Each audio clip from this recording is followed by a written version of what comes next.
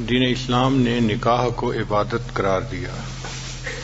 حدیث مبارکہ میں ہے النکاح نصف الایمان،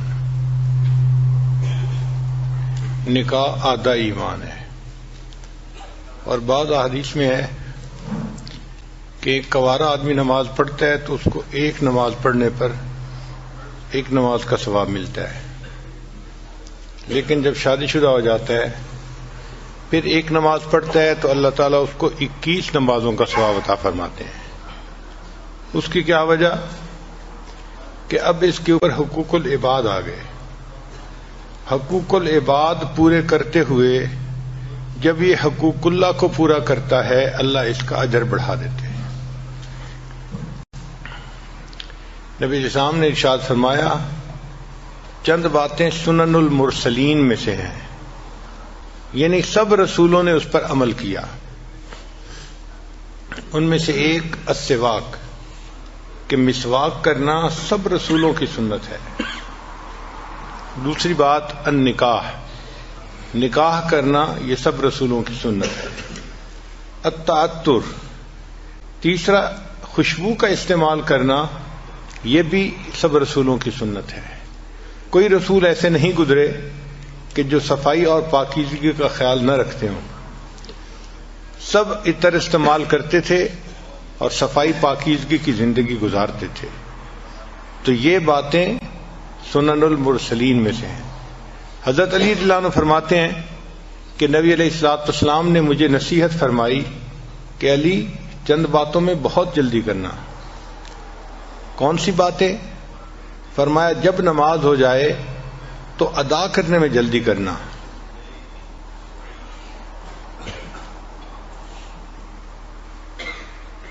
اور دوسرا جب بیٹی جوان ہو جائے اور اس کا جوڑ کا رشتہ مل جائے تو اس کا نکاح کرنے میں جلدی کرنا، اس میں دیر نہ کرنا۔ اور تیسری بات کہ اگر تمہارے اوپر کوئی قرض ہو جائے تو قرض کو ادا کرنے میں جلدی کرنا۔ اور چوتھی بات کہ جب کوئی بندہ فوت ہو جائے تو اس کے کفن دفن کے اندر جلدی کرنا۔ 4 چیزوں میں جلدی کرنے کا حکم مجھے نبی علیہ الصلوۃ والسلام نے عطا فرمایا۔ چنانچہ ماں باپ کی ذمہ داری بنتی ہے کہ بیٹا یا بیٹی جب جوان ہو جائیں تو جتنا جلدی پاسبل ہو، اچھا رشتہ مل جائے، مناسب رشتہ، ان کا نکاح کر دینا چاہیے، کیونکہ ہم نے یہ دیکھا ہے جہاں نکاح سستا ہوتا ہے وہاں زنا مہنگا ہوتا ہے، اور جہاں نکاح مہنگا ہوتا ہے وہاں زنا سستا ہوتا ہے۔ بہت ساری جگہوں پہ بدکاری اس لیے زیادہ ہوتی ہے کہ ماں باپ شادیاں جلدی نہیں کرتے، جس کی وجہ سے نوجوان بچے گمراہی کا شکار ہو جاتے ہیں۔ اب اس کی سزا صرف ان نوجوان بچوں ہی کو نہیں ملتی، بلکہ علماء نے لکھا ہے ان کے ماں باپ کو بھی اس کی سزا ملتی ہے۔ یعنی بدکاری تو کی بچے نے، مگر وہ بدکاری بچے کے نام اعمال میں بھی لکھی گئی، ماں باپ کے بھی نام اعمال میں، چونکہ وہ شادی کر نہیں رہے اس کی۔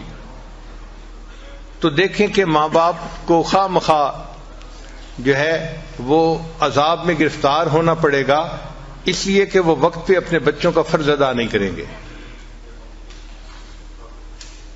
جب شادی ہو جائے تو میاں بیوی کو چاہیے کہ آپس میں بہت الفت محبت کی زندگی گزاریں۔ جتنا محبت پیار کی زندگی گزاریں گے اتنا اللہ تعالیٰ کے ہاں سے ان کو اجر اور ثواب ملے گا۔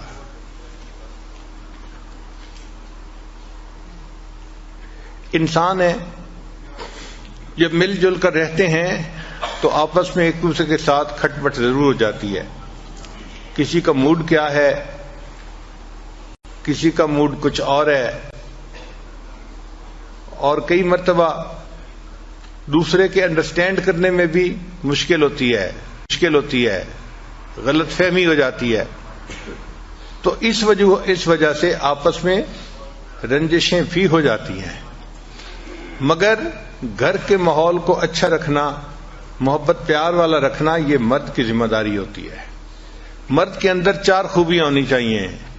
سب سے پہلی خوبی کہ وہ رسپانسبل ہو، بعض نوجوان بہت irresponsible ہوتے ہیں، وہ بیوی کی ذمہ داری نہیں لیتے اپنے اوپر.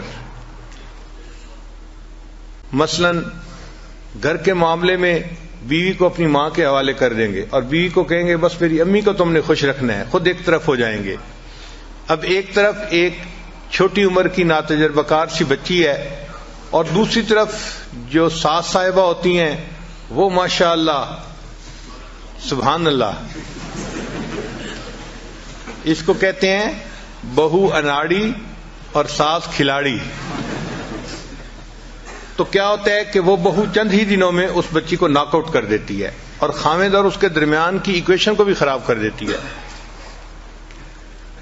ہمارے بڑوں نے یہ لکھا ہے کہ جب شادی کرنے کا وقت ہو تو جس طرح انسان رشتے کے لیے لڑکے کو دیکھتا ہے، اسی طرح لڑکے کی والدہ کو بھی دیکھنا چاہیے کہ طبیعت کی کیسی ہے. اگر نیک طبیعت کی ہے اور نرم طبیعت کی ہے تو وہ گھر کو آباد کر لے گی اور اپنے بچے کو بھی گھر آباد کروانا سکھائے گی. ہم نے اپنے گھر میں دیکھا ہے ہماری والدہ صاحبہ ماشاءاللہ بہت نیک طبیعت کی تھیں اور نرم طبیعت کی تھیں، تو ساری زندگی ہم نے اپنے بڑے بھائیوں کو ڈانٹ پڑتے دیکھا. جب ذرا کوئی بات ہوتی تو امی بیٹوں کو ڈانٹتی تھی کہ تم کیوں اس کے ساتھ جو ہے وہ اچھا سلوک نہیں کر رہے، کیوں اس کو خوش نہیں رکھتے. ایک دفعہ میرے ایک بڑے بھائی نے آگے سے لاجک پیش کی، امی آپ دیکھیں اس میں میرا قصور نہیں اس کا قصور ہے.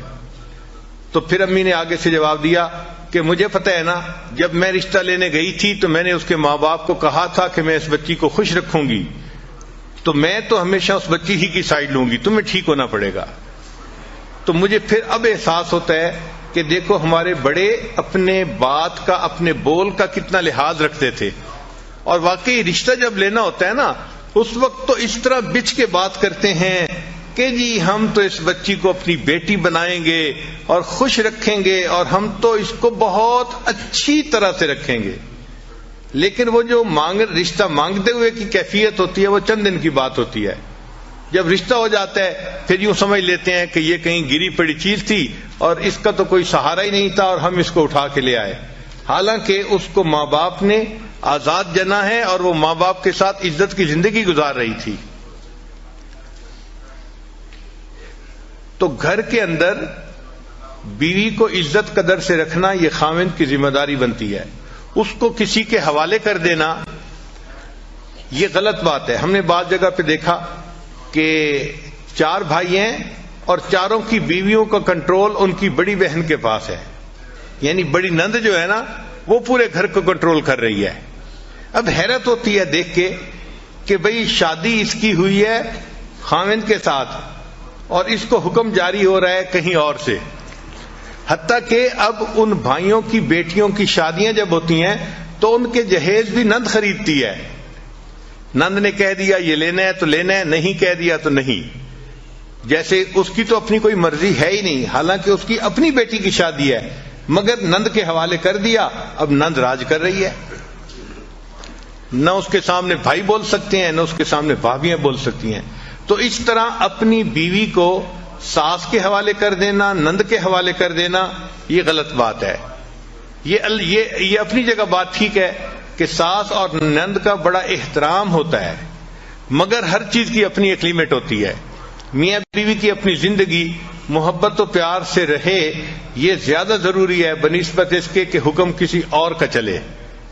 اچھا کئی نوجوان ایسے irresponsible ہوتے ہیں کہ گھر کے کاموں میں دلچسپی نہیں لیتے. مثلا بیوی کب سے کہہ رہی ہے وہ واش روم کا جو شاور ہے نا وہ لیک کر رہی ہے اور پورے واش روم میں ہر وقت پانی رہتا ہے تو پلیز اس کو ٹھیک کروا دیں. ایک دفعہ یاد کروایا، دوسری دفعہ کروایا، تیسری دفعہ کروایا، آہو میں بھول گیا تھا، مجھے یاد نہیں رہا تھا. یہ جو آپ کہتے ہیں نا میں بھول گیا تھا مجھے یاد نہیں رہا تھا، یہ چھوٹی سی چیز نہیں ہے. اللہ کے ہاں بہت بڑی کوتاہی لکھی جاتی ہے کہ مرد کو گھر کا کام بتایا جائے اور وہ اس کام کو ذمہ داری سے نہ کروا سکے. بعض تو ایسے شہزادے ہوتے ہیں کہ گارڈننگ کا کام بھی بیوی کے ذمہ لگا دیتے ہیں کہ وہ گارڈننگ کا جو کام ہے وہ مالی سے خود ہی کروا لو. بھئی بیوی آپ کی ہے، پردہ نشیں ہے، نیک ہے، اس کے ذمہ یہ کام کیوں لگا رہے ہو؟ یہ کام تو مرد کا ہے، مرد کو کرنا چاہیے. ہاں تم پلمبر کو بلوا کے یہ کام کروا لو نا. یہیں سے پھر آگے شیطان کو راستہ مل جاتا ہے. تو یہ انتہائی بری بات ہے کہ گھر کے کام ہو اور خاوند اپنی بیوی کے ذمہ لگائے، حالانکہ وہ کام باہر کے ہیں، یعنی باہر کے مردوں نے کرنے ہیں. اور کئی تو ایسے ہیں، ہمیں سننے میں آیا کہ گاڑی خراب ہو جائے تو بیوی کو کہتے ہیں تم ٹھیک کروا کے لے آؤ. سبحان اللہ. اس خاوند کے منہ پہ ذرا 2 تھپڑ تو آرام سے لگانے چاہیے نا، پھر سوچنا چاہیے کہ اب تیسرا کیا کریں.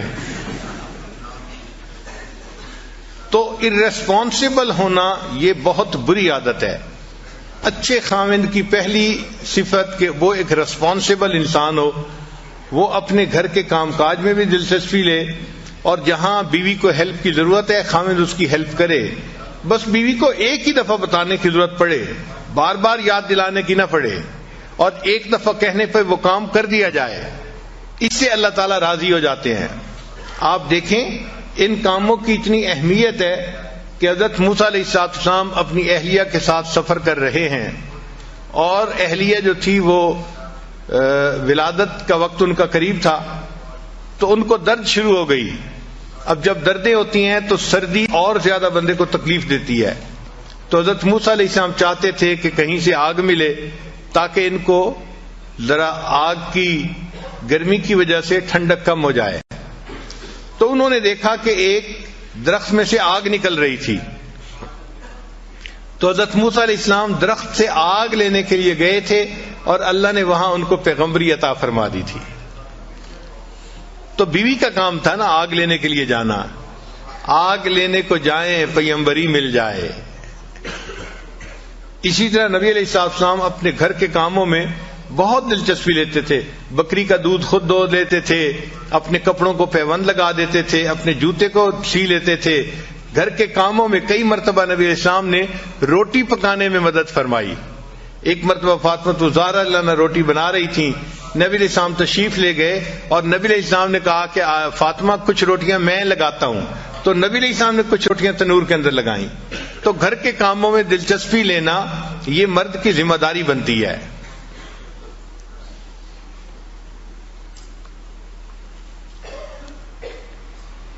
تو سب سے پہلے خاوند کے اندر سینس آف ریسپانسبلٹی ہونی چاہیے. ریسپانسبلٹی سے کیا مراد؟ کہ گھر کے کام کاج کو بھی وہ اپنی ذمہ داری سمجھے، پھر گھر کے بچوں کی تربیت کو بھی اپنی ذمہ داری سمجھے. بعض جگہوں پہ ہم نے دیکھا کہ اولاد کو بالکل پوچھتا ہی نہیں باپ، بس ماں کے ذمہ لگا دیا تم ہی ان کو جو ہے نا تربیت دو اور ان کو سکھاؤ. نہیں، مرد کی ذمہ داری ہے. تو سینس آف ریسپانسبلٹی کا ہونا انتہائی ضروری ہے. خاوند کو ارریسپانسبل نہیں ہونا چاہیے. اور دوسری بات کہ خاوند کی طبیعت کے اندر فوربیئرنس ہونی چاہیے. فوربیئرنس کہتے ہیں تحمل مزاجی کو. جلد بازی نہیں ہو. کئی خاوند ایسے ہوتے ہیں ذرا سی چھوٹی چھوٹی باتوں پہ، نکمی باتوں پہ فوراً غصے میں آ جاتے ہیں، اور پھر خود کہتے بھی ہیں حضرت میں باہر دفتر میں ہوتا ہوں بڑا ٹھیک ہوتا ہوں، دوستوں میں ہوتا ہوں بڑا ٹھیک ہوتا ہوں، پتہ نہیں گھر جاتا ہوں میرے دماغ گرم ہو جاتا ہے، پتہ نہیں دماغ کو گرمی چڑھ جاتی ہے. تو میں نے پوچھا کہ گرمی کس سے چڑھتی ہے؟ آگ سے. کہنے لگا ہاں. میں نے کہا آپ کو پتہ ہے آگ سے کون بنا ہے؟ شیطان بنا ہے. تو اصل میں یہ شیطانیت ہے جو تمہارے دماغ میں چڑھ جاتی ہے. شیطان قابو کر لیتا ہے تمہیں اور پھر تمہیں غصے میں رکھتا ہے. تو ہر وقت چھوٹی چھوٹی بات پہ غصے میں آنا یہ بری بات ہے. ایسا نہیں کرنا چاہیے. انسانوں کے ساتھ ہم نے زندگی گزارنی ہے تو ہمیں تحمل مزاجی اختیار کرنی پڑے گی. جو ہمارے مزاج ہے، تو میرا تجربہ تو یہ ہے کہ ہمیں فرشتوں کے ساتھ رہنے کا موقع ملے تو ہمیں تو ان سے بھی گلے شکوے ہونے شروع ہو جائیں کہ یہ بھی اچھے نہیں ہیں. ہم اتنے جو ہیں وہ نازک مزاج لوگ ہیں. چھوٹی چھوٹی نکمی باتوں پہ شکوہ کرنا یہ بری بات ہوتی ہے. نبی علیہ السلام کی مبارک زندگی کو دیکھیں. آپ اپنے گھر کے اندر عورتوں کے ساتھ اتنا محبت پیار سے رہتے تھے کہ کہ اپنی بیویوں کو خوش رکھتے تھے. نبی علیہ السلام نے فرمایا خیرکم خیرکم لأہلہ، تم میں سے سب سے بہتر وہ ہے جو اپنے اہل خانہ کے لیے بہتر ہو. وَأَنَا خَيْرُكُمْ لِأَهْلِي، اور میں تم سب میں سے اپنے اہل خانہ کے لیے سب سے بہتر ہوں. یعنی اپنی مثال بتائی کہ میں سب سے بہتر ہوں اپنے اہل خانہ کے لیے. ایک مرتبہ نبی علیہ السلام اپنی ایک زوجہ کے ہاں تھے. اب دوسری زوجہ نے کوئی کھانا بنایا تو کھانا اچھا لذیذ تھا. ان کا جی چاہا کہ نبی علیہ السلام بھی یہ کھانا کھائیں. انہوں نے ایک مٹی کے پیالے میں وہ کھانا ڈال کے تو غلام کے ہاتھ بھیج دیا نبی علیہ السلام کی خدمت میں. تو نبی علیہ السلام تو دوسرے گھر تھے. جب وہاں کھانا لے کے وہ بندہ آیا تو اس نے کھانا پیش کیا تو نبی علیہ السلام نے عائشہ صدیقہ رضی اللہ عنہا کو فرمایا کہ اچھا آپ یہ کھانا لے لو. اب ان کو طبیعت کے اندر ناگواری محسوس ہوئی کہ میری باری کا دن ہے تو کھانا بھی مجھے سرو کرنے کی اجازت ہونی چاہیے. یہ کیا ہوا کہ میرے گھر میرا دن ہے اور کھانا کسی اور کی طرف سے آ رہا ہے.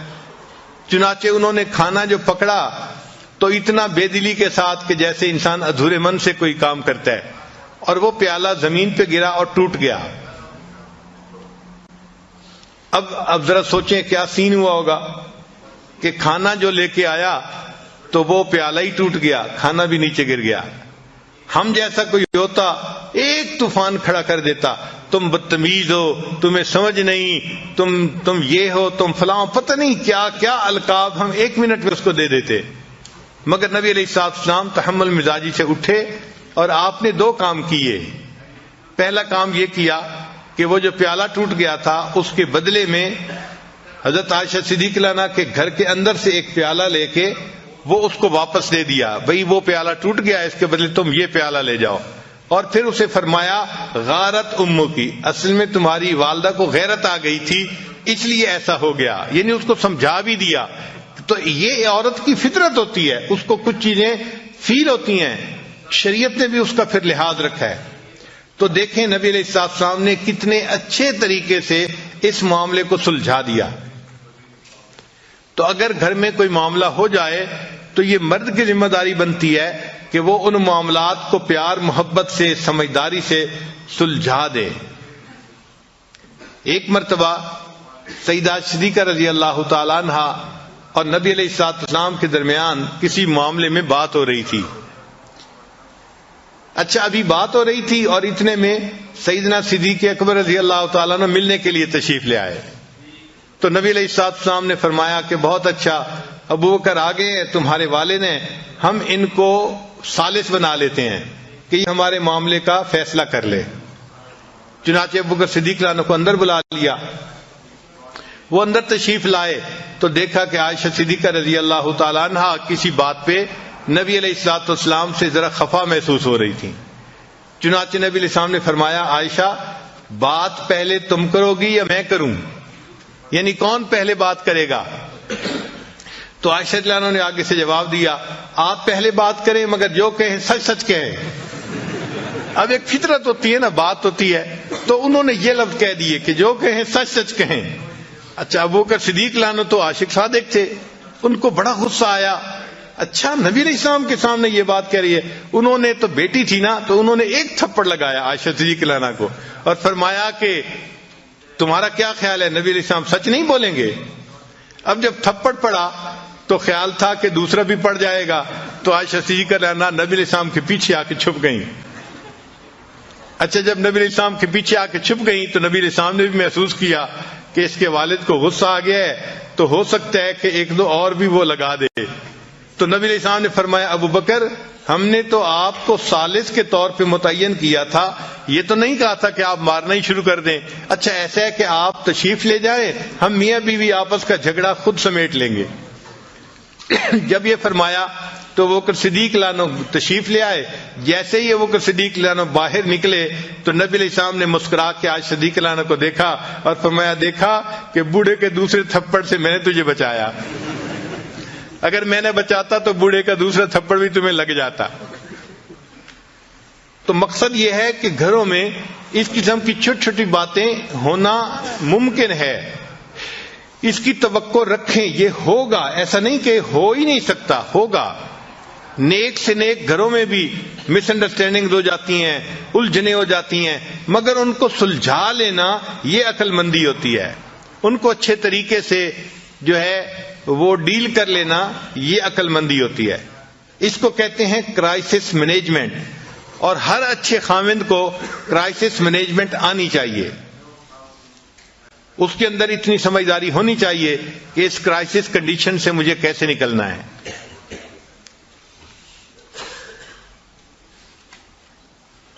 نبی علیہ الصلوۃ والسلام کی اہلیہ صاحبہ تھی سیدہ صفیہ رضی اللہ تعالی عنہا، تو خیبر کے جو بادشاہ تھا اس کی یہ بیوی تھیں، شہزادے کی بیوی تھیں۔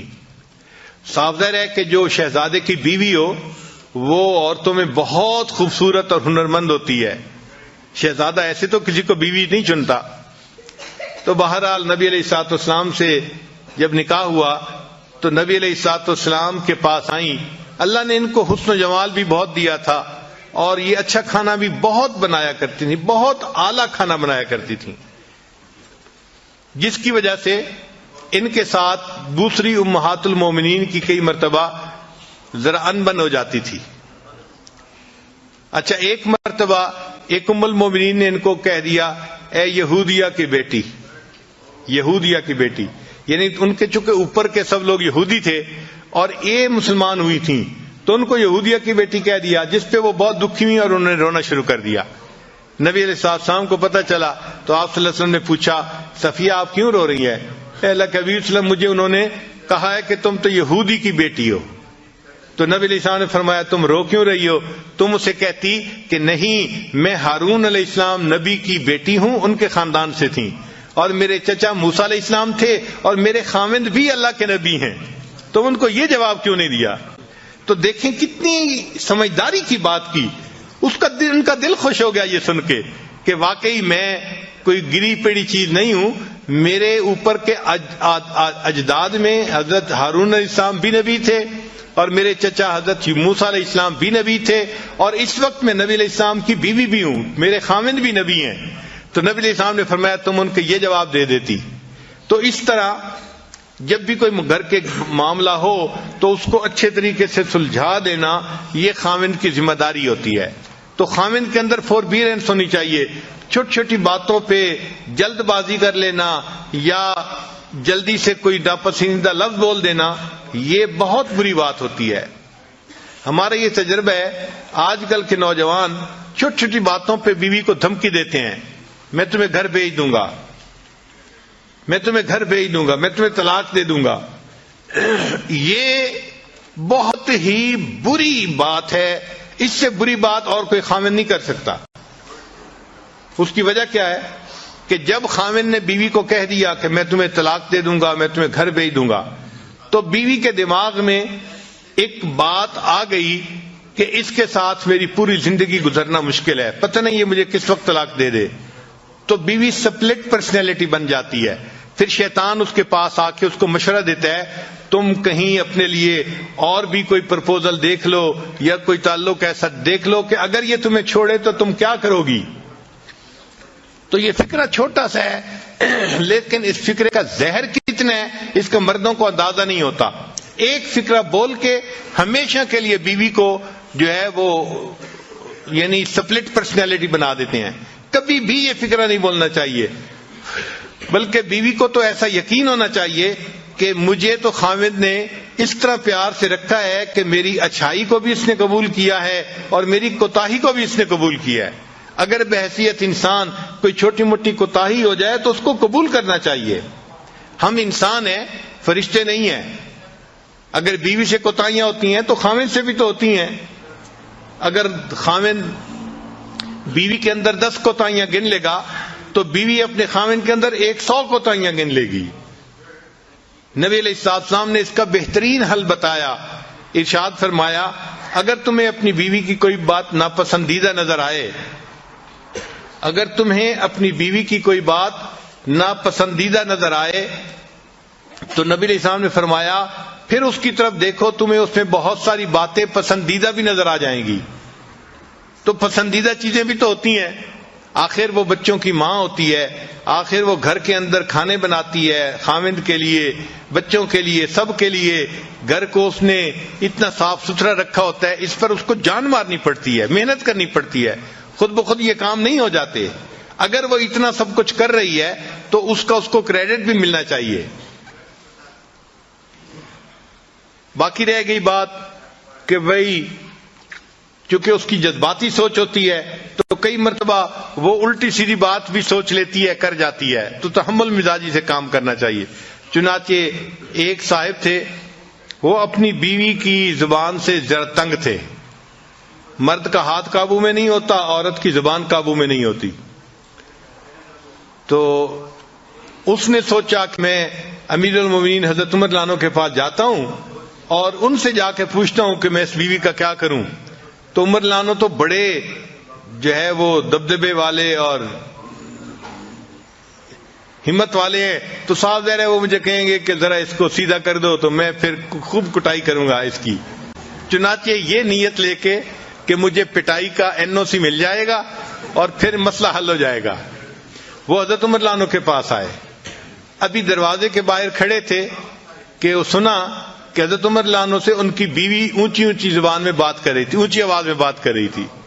اب وہ صحابی تھوڑی دیر تو سنتے رہے اور تھوڑی دیر کے بعد پھر وہ کہنے لگے کہ چلتے ہیں، جب یہی اپنی بیوی سے سن رہے ہیں تو میں ان سے کیا پوچھوں گا. اچھا جب وہ جانے لگے تو عمر رضی اللہ عنہ باہر تشریف لائے. تو عمر رضی اللہ عنہ نے اس سے پوچھا کہ بھائی آپ کیوں جا رہے ہیں؟ اس نے کہا جی میں ایک بات پوچھنے آیا تھا، لیکن آپ ہی کے ساتھ وہی کچھ بیت رہا ہے جو میرے ساتھ بیتتا ہے، تو میں آپ سے کیا پوچھتا. تو حضرت عمر رضی اللہ عنہ نے اس کو سمجھایا کہ دیکھو یہ میری بیوی ہے، یہ میرے لیے باورچن بھی ہے، میرے لیے درزن بھی ہے، میرے لیے گھر کی بنگن بھی ہے، میرے بچوں کی ماں بھی ہے. اگر میری خاطر یہ گھر کے اتنے کچھ کر سکتی ہے تو کیا میں اس کی صرف بات کو برداشت نہیں کر سکتا. یہ عمر رضی اللہ عنہ نے اس کو سمجھایا. اس بندے کو بات سمجھ میں آ گئی کہ واقعی ہمیں ان سے تحمل مزاجی کے ساتھ گفتگو کرنی چاہیے. اور ایک کتاب میں لکھا ہے کہ آپ لوگوں کو پتہ ہے کہ بیوی حضرت عمر رضی اللہ عنہ سے کیا بات کر رہی تھی؟ عجیب سی بات تھی، سن کے حیران ہو جائیں گے. وہ کہہ رہی تھی آپ جو رات کو مدینے میں گشت کرنے کے لیے جاتے ہیں نا، آپ اصل میں مدینے کی عورتوں کو دیکھنے کے لیے جاتے ہیں. اللہ اکبر کبیرہ، اللہ اکبر کبیرہ. یعنی حضرت عمر رضی اللہ عنہ کا مقام دیکھیں کہ جن کو نبی علیہ السلام فرماتے ہیں کہ جس راستے پہ عمر جاتا ہے شیطان اس راستے کو چھوڑ دیتا ہے. جن کی دعائیں نبی علیہ السلام نے مانگی، جو اسلام کے لیے مؤید اور مددگار بن کے آئے، اور جو خلیفہ راشد تھے، ان کے بارے میں بیوی کی سوچ دیکھو، الگ سوچ ہے نا ذرا. تو وہ کہنے لگی کہ آپ تو رات کو پہرا جو دیتے ہیں نا مدینے میں جا کے، تو اس لیے دینے جاتے ہیں کہ آپ چاہتے ہیں کہ میں مدینے کی عورتوں کو جا کے دیکھوں.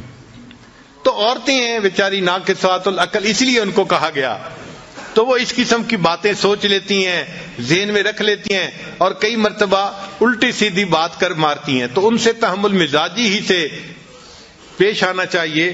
نبی علیہ السلام نے یہی بات سکھائی.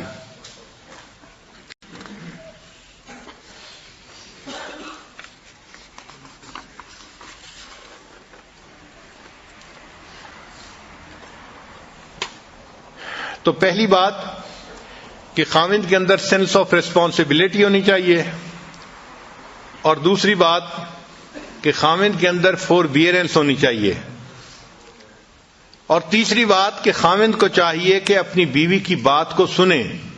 یہ ایک ایسی غلطی ہے جو آج کے زمانے میں بہت سارے لوگ کرتے ہیں. فرصت ہی نہیں ہوتی بیوی سے بات سننے کی. حالانکہ اللہ تعالیٰ نے بیوی کی وائرنگ ہی ایسی کی ہے کہ جب خاوند شام کو گھر آتا ہے تو وہ اپنے گھر کی ساری کارگزاری سنائے بغیر نہیں رہ سکتی. وہ بات اس کے منہ سے نکلنی ہی ہوتی ہے. لیکن خاوند اگر اس کی بات نہیں سنتا تو پھر اس کا نقصان ہوتا ہے. اس نے بات تو کرنی ہے، وہ پھر یا اپنی کسی کلاس فیلو سے کرے گی، یا بہن سے کرے گی، یا اپنی والدہ سے کرے گی. اور جب وہ کسی تیسرے سے بات کرے گی تو ان کے مشورے ضروری نہیں کہ کوئی بہت مناسب ہوں اور جچے تلے ہوں، وہ الٹے سیدھے مشورے بھی ہو سکتے ہیں۔ ہمارے حضرت رحمۃ اللہ فرمایا کرتے تھے کہ میاں بیوی آپس میں ایک دوسرے کی وجہ سے کبھی نہیں جھگڑتے، ہمیشہ تیسرے کی وجہ سے جھگڑے ہوتے ہیں۔ اور واقعی ہم نے دیکھا ہے کہ جھگڑے کی بنیاد ہمیشہ کوئی نہ کوئی تیسرا ہوتا ہے، چاہے وہ لڑکی کی ماں ہو، لڑکی کی بہنیں ہو، یا لڑکے کی والدہ ہو، لڑکے کی بہنیں ہو، کوئی نہ کوئی تیسرا ہوتا ہے جو میاں بیوی کی ایکویشن خراب ہونے کا ذریعہ بنتا ہے۔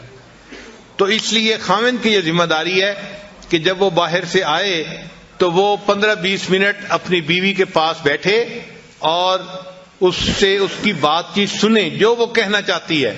اچھا، یہ ضروری نہیں کہ اس بات چیت کا جواب بھی فوراً دیں، بیوی کو جواب نہیں فوراً چاہیے ہوتا، صرف بیوی نے کارگزاری سنانی ہوتی ہے۔ بس آپ توجہ کے ساتھ اس کی بات کو سنیں، اس کے ساتھ آئی کنٹیکٹ رکھیں تاکہ وہ فیل کریں کہ بڑی توجہ سے میری بات سنی جا رہی ہے۔ جب وہ بات کر لے گی نا تو وہ بڑی مطمئن ہو جائے گی۔ تو لسن ٹو یور وائف، یہ خاوند کی ذمہ داری بنتی ہے۔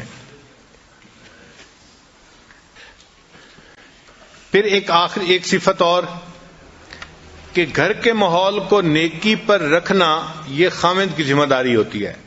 وہ اپنی بیوی کو بھی نیکی کی تلقین کرے، اپنے بچوں کو بھی نیکی کی تلقین کرے، اور بیوی کے ساتھ بیٹھ کے مشورہ کرے کہ ہم اپنے بچوں کو نیکی کی تربیت کیسے دے سکتے ہیں۔ یہ ذمہ داری خاوند کی ہے۔ کلکم رائن وکلکم مسئول عن رعیتہ، تم میں سے ہر آدمی چرواہے کی مانند ہے اور اس سے اس کے عیال کے بارے میں پوچھا جائے گا۔ تو خاوند سے بیوی اور بچوں کی دینداری کے بارے میں پوچھا جائے گا، اور عورت سے اس کے بچوں کی دینداری کے بارے میں پوچھا جائے گا۔ تو یہ بھی ذمہ داری مرد کی ہوتی ہے کہ گھر کا ماحول نیک رہے۔ ایسی آزادی نہ کرے کہ جی بیوی ٹی وی لے کے آ گئی ہے اور بیوی نے یہ لگوا لیا ہے اور بیوی نے یہ کر دیا ہے اور بچوں کے ذمے، ایسی بات ہرگز نہیں۔ مرد کی ذمہ داری ہوتی ہے، نیکی کے اوپر کمپرومائز نہیں ہے، لیکن اس کو امپلیمنٹ محبت پیار سے کرے، اکھڑ مزاجی سے نہ کرے۔ اس طرح مسلمان نہ بنے کہ اس کے مسلمان بننے پہ باقی لوگ کافر بن جائیں، ایسے نہیں کرنا چاہیے۔ محبت پیار سے ان کو سمجھائے اور ان کو دین کی طرف لے کے آئے۔ محبت پیار ایسا نسخہ ہے کہ گھر کے سارے لوگ دین کے اوپر آ جانا آسانی سے آ جاتے ہیں۔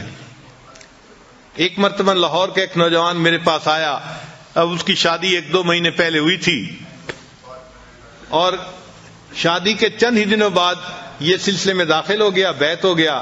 اب اس نے چہرے پہ داڑھی بھی سجا لی، نمازیں بھی پڑھنی شروع کر دیں، تو نیکی پہ آ گیا۔ اللہ کی چاند کے ایک دن میرے پاس آیا، غصے میں تھا۔ میں نے پوچھا خیریت ہے؟ کہنے لگا بس حضرت کیا بتاؤں، یہ جو میری بیوی ہے نا، اس نے بس مجھے بہت ستایا ہوا ہے۔ میں نے پوچھا کیا ہوا؟ کہنے لگا کہ کہتا ہوں تو نماز نہیں پڑھتی، سر پہ دوپٹے کا خیال نہیں رکھتی، اور بالکل اس کو تو دین کا کوئی احساس ہی نہیں ہے۔ یہ تو اس نے تو میرا جو ہے نا جینا حرام کر دیا ہے۔ خیر، خوب اس نے غصے میں چند باتیں کہیں۔ تو جب اس نے غصے میں باتیں کر لیں تو پھر میں نے اس سے پوچھا کہ اچھا یہ بتاؤ کہ جب شادی ہوئی تھی اس وقت آپ دیندار اسی طرح تھے جیسے آج ہیں، یا آپ بھی اسی طرح کے تھے؟ کہتے نہیں جی، اس وقت تو میں بھی نمازیں نہیں پڑھتا تھا۔ اصل میں شروع میں دونوں ایک ہی جیسے تھے اور آپس میں پسند کی شادی تھی یہ۔ تو میں نے کہا کہ بھائی آپ بھی اسی جیسے تھے اور آپ بھی نمازیں نہیں پڑھتے تھے، تو آپ نے ایسی ہی بیوی پسند کی، تو بیوی تو وہی ہے نا، کوئی بدلی تو نہیں ہے، مگر فرق یہ پڑا کہ آپ نے اس مجلس میں آنا شروع کیا اور آپ نے دین کی باتیں سنی تو آپ نے دین کو قبول کر لیا، اور اب آپ کی زندگی نیکی دین والی بن گئی ہے۔ کہنے لگے ہاں یہ بات تو ٹھیک ہے۔ میں نے کہا یہ بتائے کہ آپ کی بیوی نے کتنی نصیحتوں کی محفل اٹینڈ کی ہے؟ کہنے لگے وہ تو نہیں آتی۔ میں نے کہا کوئی اور دینی محفل اٹینڈ کی ہو جہاں اس کو دین کی طرف کسی نے ترغیب دی ہو، بلایا ہو؟ کہنے لگا نہیں۔ میں نے کہا پھر وہ کیسے دوپٹہ کرے گی سر کے اوپر، اور کیسے وہ پردے کا خیال کرے گی، نمازیں پڑھے گی؟ اس کو تو سمجھانے والا کوئی ہے ہی نہیں۔ آپ کو تو سمجھانے والے مل گئے، اس کو تو نہیں نہ ملے۔ تو اب اس کو فیل ہوا کہ بھائی حضرت جی مجھے آہستہ آہستہ نا اس بات پہ لے آئیں گے کہ اچھا اس کو محفلوں میں لایا کرو، تو یہ تو کام لمبا ہو جائے گا نا، اور وہ تو جلدی حل چاہتا تھا۔ کہ حضرت جی مجھے کہیں وہ نماز نہیں پڑھتی، تم جاؤ ذرا اس کو سیدھا کرو. خیر جب میں نے دیکھا کہ بھائی یہ خاموش تو ہو گیا ہے لیکن اس کے دل سے ابھی غصہ ختم نہیں ہوا، تو پھر میں نے اس سے بات کی. میں نے کہا دیکھیں آپ ہر سنت پہ اب عمل کرنے لگ گئے ہیں نا. کہنے لگا جی میری کوشش ہوتی ہے ہر بڑی اور ہر چھوٹی سنت کے اوپر عمل کروں، میری پوری زندگی سنت کے مطابق ہو جائے، اور آپ بھی یہی تلقین کرتے ہیں. میں نے کہا اچھا میں آج آپ کو ایک سنت بتاتا ہوں، آپ اس کے اوپر عمل کریں. کہنے لگا جی. میں نے کہا آپ واپس جاتے ہوئے کسی دکان سے مٹھائی کا ڈبہ ساتھ لے جائیں، اور جب گھر جائیں تو دسترخوان پہ جب ڈبہ رکھا جائے تو اس میں سے مٹھائی کا ایک پیس اٹھا کے اپنی بیوی کے منہ میں ڈالنا. جب میں نے کہا تو مجھ سے پوچھا جی. میں نے کہا بھائی میں فارسی نہیں بول رہا، میں آپ کی زبان میں ہی آپ سے گفتگو کر رہا ہوں کہ آپ ایک مٹھائی کا ڈبہ لے کے جائیں اور بیوی کو ہدیہ دیں، اور جب دسترخوان پہ وہ ڈبہ رکھا جائے تو اس میں سے ایک پیس اٹھا کے تو اپنی بیوی کو مٹھائی کھلائیں. جب میں نے کلیئر لفظوں میں پھر کہا پھر اس کو بات سمجھ میں آئی. کہنے لگا جی بہت اچھا. خیر وہ بندہ چلا گیا. اللہ کی شان کے چند دنوں کے بعد وہ آیا اور اس کی آنکھوں سے آنسو تھمتے نہیں تھے. میں نے پوچھا کیا ہوا؟ کہنے لگا حضرت خوشی کے آنسو ہیں. میں نے پوچھا کس خوشی کے؟ کہنے لگا کہ میں جاتے ہوئے مٹھائی کا ڈبہ لے کے گیا اور گھر والوں نے پوچھا، بیوی نے کہ یہ کیا لائے؟ تو میں نے کہا میں آپ کے لیے گفٹ لے کے آیا ہوں. تو بڑی حیران ہوئی، اچھا آپ میرے لیے گفٹ لے کے آئے ہیں؟ میں نے کہا ہاں. تھوڑی دیر کے بعد پھر کھانے کا وقت آیا تو کھانے کے دسترخوان پر کھانا لگ گیا اور وہ مٹھائی کا ڈبہ بھی وہیں تھا. کہنے لگے میں نے آپ کی جو ہے وہ نصیحت کے مطابق مٹھائی کا ایک پیس اٹھایا اور ایک گلاب جامن میں نے اپنی بیوی کے طرف کیا تو وہ میری طرف دیکھنے لگی کہ کیا مطلب ہے. میں نے کہا کہ یہ میں تمہیں خود اپنے ہاتھوں سے کھلانا چاہتا ہوں. کہنے لگی وہ حیران. خیر اس نے وہ گلاب جامن تو کھا لیا. پھر اس کے بعد تھوڑی دیر وہ سر جھکا کے بیٹھی رہی، کچھ سوچتی رہی. پھر مجھے کہنے لگی آپ نے آج ایسا کیوں کیا ہے؟ پہلے تو کبھی نہیں کیا. تو کہنے لگا کہ میں نے اسے کہا کہ حضرت نے مجھے بتایا کہ یہ نبی علیہ الصلوۃ والسلام کی سنت ہے، میں نے اس سنت کے اوپر عمل کیا ہے. کہنے لگا جب میں نے یہ بات بتائی میری بیوی کی آنکھوں میں سے آنسو ٹپک پڑے اور وہ کہنے لگی اچھا یہ نبی علیہ السلام کی سنت تھی؟ میں نے کہا ہاں. تو کہنے لگی اچھا کیا میں بھی اور سنتوں پہ عمل کر سکتی ہوں؟ تو میں نے کہا ہاں کر سکتی ہو. تو کہنے لگے وہیں بیٹھے ہوئے میری بیوی نے وعدہ کیا کہ میں آج کے بعد نمازیں بھی پڑھوں گی اور پردہ بھی کروں گی اور شریعت کے اوپر مکمل پابندی کر کے سنتوں والی زندگی میں بھی اختیار کروں گی.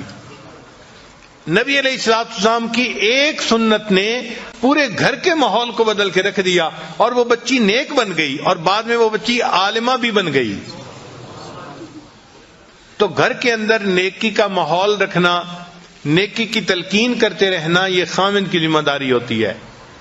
ہمارے حضرت رحمت اللہ علیہ فرمایا کرتے تھے کہ جو خاوند اپنے گھر میں نیکی کے ماحول کا خیال نہیں کرتا، جو خاوند اپنے گھر میں نیکی کے ماحول کا خیال نہیں کرتا، اس گھر کے مردوں میں اور مردوں میں کوئی فرق نہیں ہوتا. یہ ہمارے حضرت مرشد عالم رحمۃ اللہ فرماتے تھے کہ جو مرد اپنے گھر میں گھر والوں کو نیکی کی تلقین نہیں کرتا، اس گھر کے مردوں میں اور اس گھر کے مردوں میں کوئی فرق نہیں ہوتا. تو یہ خاوند کی ذمہ داری ہوتی ہے. ایکسکیوز نہ کریں کہ جی میری بات سنتا کوئی نہیں، مانتا کیوں نہیں. ہاں جب آپ رف ٹف موڈ میں، غصے کے موڈ میں بات کریں گے آپ کی بات کوئی نہیں سنے گا، لیکن جب آپ محبت اور پیار سے بات کریں گے تو ایسی ہر کوئی بات سنے گا کہ سب آپ کے جو ہیں وہ بات کو پورا کر کے دکھانے والے بن جائیں گے. بچے بھی آپ سے محبت کریں گے، بیوی بھی آپ سے محبت کرے گی. تو یہ صفت بھی خاوند کے اندر ہونی چاہیے. نبی علیہ الصلوۃ والسلام اپنی زوجہ سے کتنی محبت کرتے تھے اس کے بارے میں تو بہت ساری احادیث ہیں. بہرحال ایک حدیث مبارکہ سن لیجئے کہ ایک مرتبہ نبی علیہ الصلوۃ والسلام نے ایک اونٹ لیا، سفر درپیش تھا، تو سیدہ عائشہ صدیقہ نے کو اونٹ کے اوپر بٹھا دیا اللہ کی شان کہ وہ اونٹ نیا تھا، ذرا بدک گیا اور بھاگ کھڑا ہوا۔ اب عائشہ رضی اللہ عنہا اوپر بیٹھی ہوئی ہیں، جو اوپر اس کے پالکی سی بنی ہوتی ہے اونٹ کے اوپر، اور اونٹ بھاگ گیا۔ جب بھاگ گیا تو نبی علیہ السلام نے فرمایا ہائے میری دلہن۔ حدیث پاک کے الفاظ کا مفہوم ہے کہ نبی علیہ السلام نے فرمایا اے میری دلہن، یعنی بیوی سے محبت تھی تو یہ الفاظ زبان سے نکلے نا۔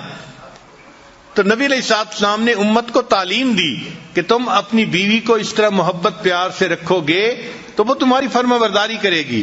چنانچہ جب سیدہ فاطمہ الزہرا رضی اللہ عنہ کی رخصتی ہونے لگی تو نبی علیہ السلام نے فرمایا حضرت علی عنہ کو، علی اگر تم محبت سے رکھو گے تو فاطمہ تمہاری ہے۔ اور اس چھوٹے سے فکرے میں ازدواجی زندگی کا خلاصہ موجود ہے کہ اگر خاوند بیوی کو محبت سے رکھے گا تو بیوی خاوند کی ہوتی ہے، وہ اسی کی خاطر زندگی گزارتی ہے اور اسی کے گھر کے ماحول کو نیکی اور دینداری کے مطابق بناتی ہے۔ تو محبت پیار سے گھر والوں کو رکھنا تاکہ گھر کا ماحول نیک رہے، یہ ضروری ہے۔ ایک مرتبہ نبی علیہ السلام نے یہ قسم اٹھا لی کہ میں 1 مہینے تک اپنی بیویوں سے نہیں ملوں گا۔ یہ واقعہ ایلا کہلاتا ہے۔ اب نبی علیہ السلام مسجد میں تھے، بیویاں گھروں میں تھیں اور 1 مہینے کی قسم کھائی ہوئی تھی۔ اللہ کی شان دیکھیں کہ 29واں دن تھا تو نبی علیہ السلام عائشہ صدیقہ رضی اللہ عنہا کے گھر آ گئے تو عائشہ رضی اللہ عنہا نے کہا اے اللہ کے حبیب صلی اللہ علیہ وسلم، آپ نے تو قسم کھائی تھی کہ میں 1 مہینے تک بیویوں سے نہیں ملوں گا اور آج تو 29 دن ہیں۔ تو نبی علیہ السلام نے فرمایا عائشہ کبھی کبھی مہینہ 29 کا بھی ہوا کرتا ہے۔ تو یہ بیوی کی محبت تھی نا کہ 30 دن کے بعد آنے کی بجائے 29 دن کے بعد آپ گھر تشریف لائے، اور پھر آپ نے کہا کہ عائشہ کبھی کبھی مہینہ 29 کا بھی ہوا کرتا ہے۔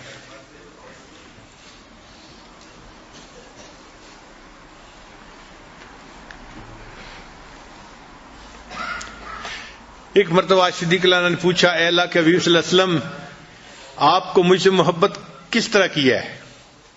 تو نبی علیہ السلام نے جواب میں فرمایا کہ جس طرح رسی کی گانٹھ ہوتی ہے، ایسی گانٹھ کہ جس کو جتنا کھینچا جائے وہ اتنی مضبوط ہوتی چلی جاتی ہے۔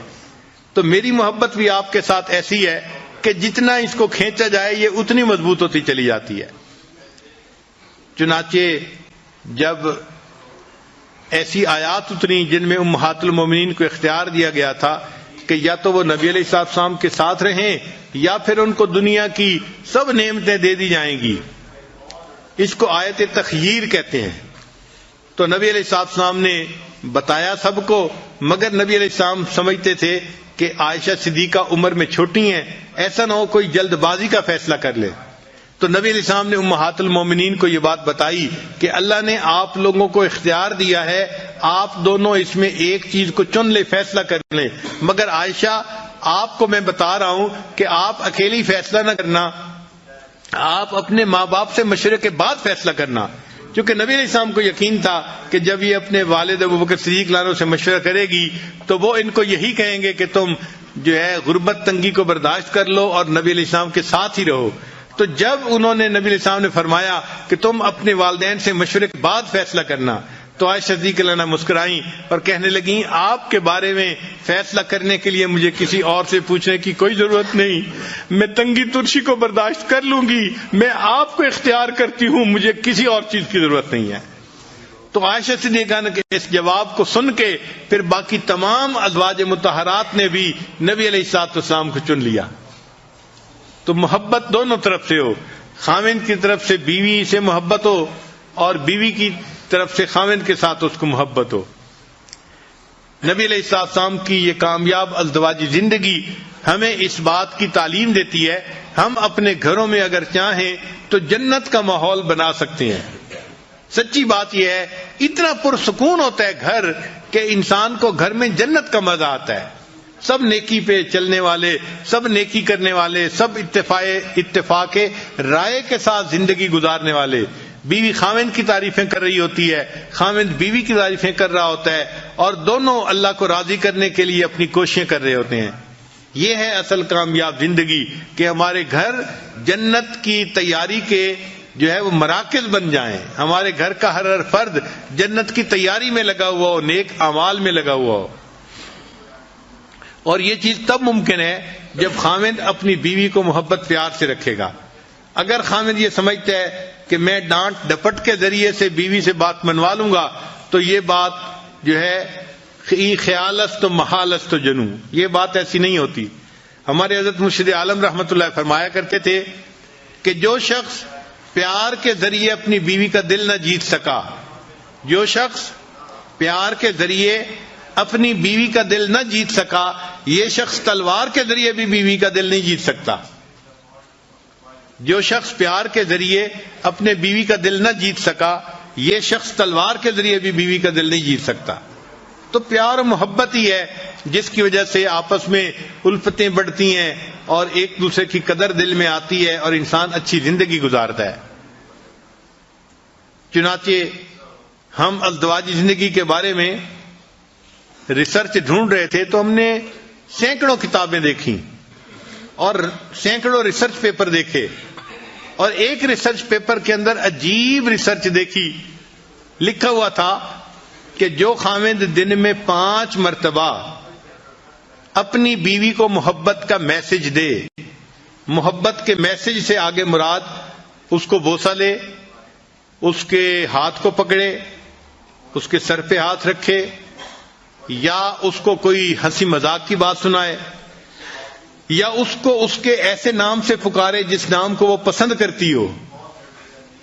دن میں 5 مرتبہ جو خاوند اپنی بیوی کے ساتھ محبت کا اظہار کرتا ہے، یہ بیوی کبھی ڈپریشن کا شکار نہیں ہو سکتی. ان کا کہ ہم نے ہزاروں عورتوں پہ یہ ریسرچ کی ہے کہ جو خاوند دن میں 5 مرتبہ کبھی بیوی کا ہاتھ پکڑا، کبھی اس کے کندھے پہ ہاتھ رکھا، کبھی اس سے کوئی ہنسی مذاق کی بات کر دی، کبھی اس کو مسکرا کے دیکھ لیا، اور دفتر میں ہے تو کبھی اس کو کوئی پیار کا میسج کر دیا، یعنی دن میں 5 ایسے مواقع ہوں کہ بیوی کو خاوند کی طرف سے محبت کا میسج ملے. تو لکھا تھا کہ وہ عورت کبھی ڈپریشن کا شکار ہو ہی نہیں سکتی. اب جو لوگ اپنے گھروں میں پریشان ہیں وہ ذرا ازدواجی زندگی کے بارے میں سوچیں کہ کیا انہوں نے بیوی کو کبھی مسکرا کے دیکھا یا بیوی کا ہاتھ پکڑا. اگر ایسا نہیں کیا تو بیوی پہ کیا گلہ کرتے ہیں؟ وہ تو ڈپریشن کی مریضہ بنے گی نا.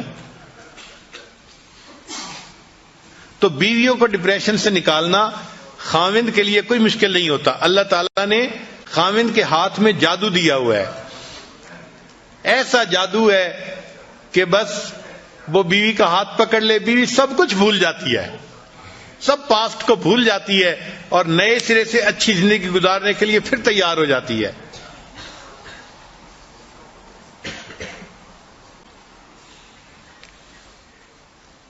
بیوی کو منانے کے لیے نہ تعویذوں کی ضرورت ہے نہ کچھ عملیات کی ضرورت ہے. بیوی کو خوش رکھنے کے لیے صرف پیار کی ضرورت ہے، محبت کی ضرورت ہے. محبت سے بات کریں، نرمی سے بات کریں اور بیوی کو ریسپیکٹ دیں.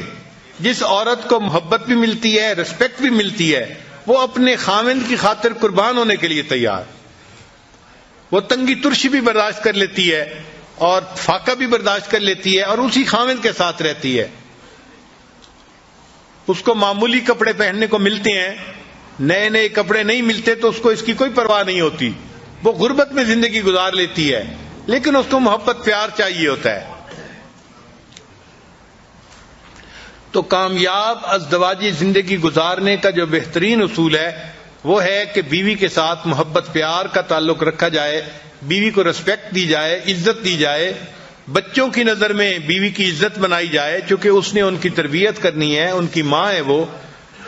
جس عورت کو عزت ملے گی اور محبت ملے گی، اب یہ عورت اپنے خاوند سے کبھی دور ہونا پسند نہیں کرے گی.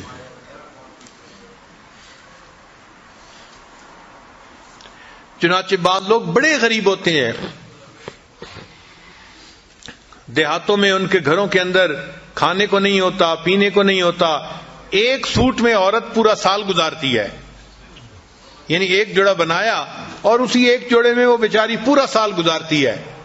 سردیوں کا سوٹ گرمیوں میں بھی پہنتی ہے. اور گرمیوں کے کپڑوں میں سردیوں میں گزارا کرتی ہے، مگر اپنے خاوند کے ساتھ وہ خوش ہوتی ہے، اس لیے کہ اس کو عزت ملتی ہے اور اس کو خاوند کی طرف سے محبت ملتی ہے۔ چنانچہ ایک میاں بیوی بہت غریب تھے، خاوند بیچارہ مزدوری کرتا تھا اور گھر کا خرچہ چلاتا تھا، مگر میاں بیوی آپس میں محبت بہت تھی۔ چنانچہ جب شادی کا دن آتا، جس کو اینیورسری کہتے ہیں شادی کی، تو شادی کے دن دونوں ایک دوسرے کو کوئی نہ کوئی چھوٹا موٹا گفٹ پیش کیا کرتے تھے۔ بیوی خاوند کو دیتی تھی اور خاوند بیوی کو دیتا تھا۔ اب ایک ایسا وقت آیا کہ خاوند کے پاس خرچ کرنے کو کچھ نہیں تھا اور بیوی کے پاس بھی کچھ بچت نہیں تھی، مگر شادی کی اینیورسری کا دن قریب تھا، تو میاں بیوی دونوں کے دل میں چاہت تھی کہ ہم ایک دوسرے کو گفٹ پیش کریں۔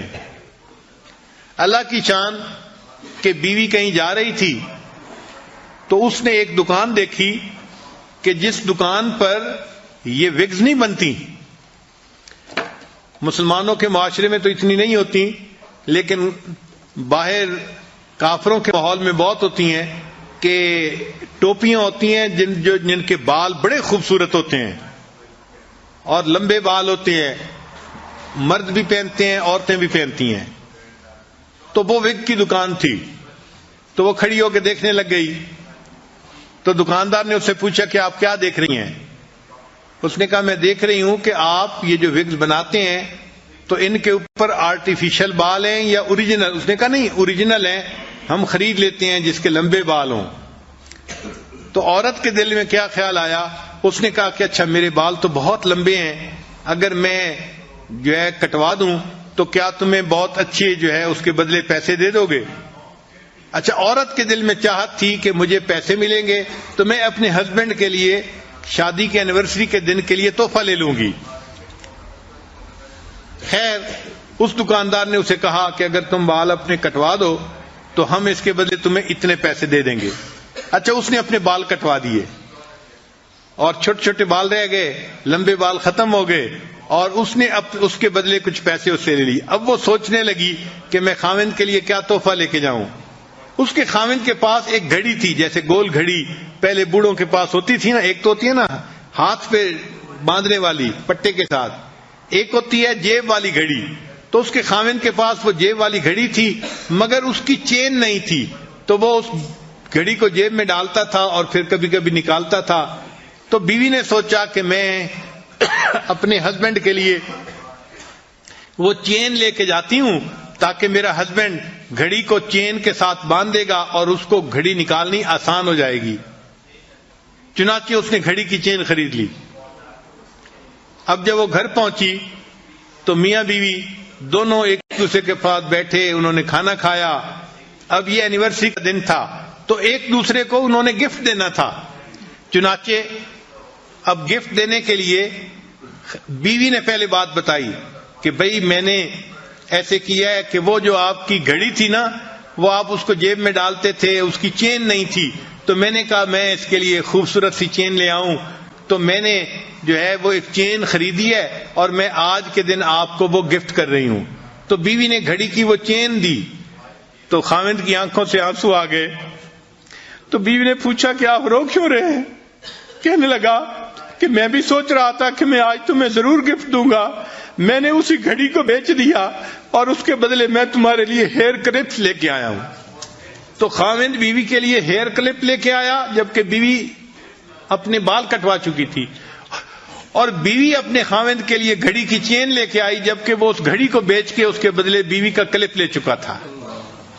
تو غربتیں اپنی جگہ، محبت و پیار ایک ایسی چیز ہے کہ جو ان سب سے بلند و بالا ہے، اور شریعت یہ چاہتی ہے کہ میاں بیوی جتنا محبت پیار کی زندگی گزاریں گے اتنا انہیں اللہ کی طرف سے اجر ملے گا۔ حدیث مبارکہ کا مفہوم ہے، خاوند جب بیوی کو دیکھ کے مسکراتا ہے اور بیوی خاوند کو دیکھ کے مسکراتی ہے، اللہ تعالیٰ ان دونوں کو دیکھ کے مسکراتا ہے۔ تو ذرا غور کیجئے نا کہ اللہ تعالیٰ کو خوش کرنا کتنا آسان ہے۔ خاوند جب بیوی کو دیکھ کے مسکراتا ہے اور بیوی خاوند کو دیکھ کے مسکراتی ہے، اللہ تعالیٰ ان دونوں کو دیکھ کے مسکراتا ہے۔ اور جنت میں جانا بھی بہت آسان ہے، سمجھنے کی بات ہے۔ غور کیجئے، حدیث مبارکہ میں ہے کہ جو عورت پاک دامنی کی زندگی گزارنے والی ہو اور فرائض پورے کرنے والی ہو اور اس حال میں مرے کہ اس کا خاوند اس سے خوش ہو، اللہ تعالیٰ اس کے لیے جنت کے دروازے کھول دیں گے، وہ بلا حساب سیدھی جنت میں جائے گی۔ اب اس حدیث پاک کو پڑھ کے مرد یہ سمجھتے ہیں کہ بھئی عورت کے لیے جنت میں جانا تو بہت آسان ہے، بھئی عورت کے لیے جنت میں جانا یقیناً آسان ہے، اگر وہ اپنے خاوند کی خدمت کرے گی، اس کو خوش رکھے گی اور فرائض پورا کرے گی تو حدیث پاک سے ثابت ہے کہ اللہ تعالیٰ اس کو جلدی جنت عطا فرما دیں گے، وہ سیدھی جنت میں جائے گی۔